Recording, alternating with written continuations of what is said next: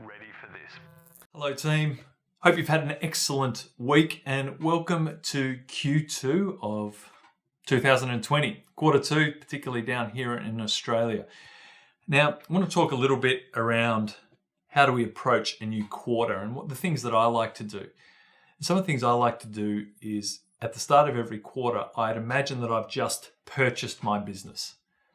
And I've come in and I'm looking at where are the opportunities? How do I add value to this business? What are the things that need to change? What are the things that should change?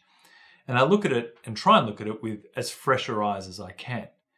So I look at what's the current plan in place for this business. And I look at my strategic plan. I go, does that still make sense? Yes. And then I look at, okay, so now who are we going to put in the CEO role? Because the CEO is not there. And I go, well, looks like I'm it. So I jump in there and I ask myself, what does the CEO need to do in order to fill some of the gaps in this business and get us to the next point? So I like to play this trick on myself because it gets me consistently analyzing things and not getting too close to the same behaviors that may not work for this quarter that were working for last quarter or vice versa.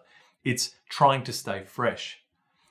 And the reason I like to think about buying my business again is because when you buy a business or something, you fall in love with it at the start.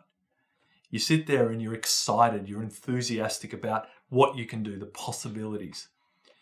And you must fall in love with your business, particularly when you come through an inconsistent time or a time where, as we've had, economic impact has been different over the last 6 months with COVID. So how do you re-fall in love with your business? And if you were starting the business again today as a new acquisition, what are the things that you would change that you don't want to be there at the end of the quarter or end of the financial year?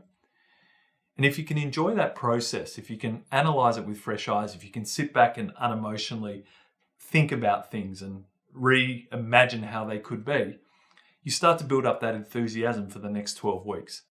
So I encourage you this weekend to just think about how you would behave if you just purchased the business today. That Monday was a new day, everything was new, and you got to have different conversations, talk to new people, and put action and activity into areas that you want. Have a think about it and then see, does that line up with what you actually do on Monday? And then if there is a disconnect between what you would want to do and what is happening, let's work out how to close that gap. Have a think about it. Have a great weekend, team. See you soon.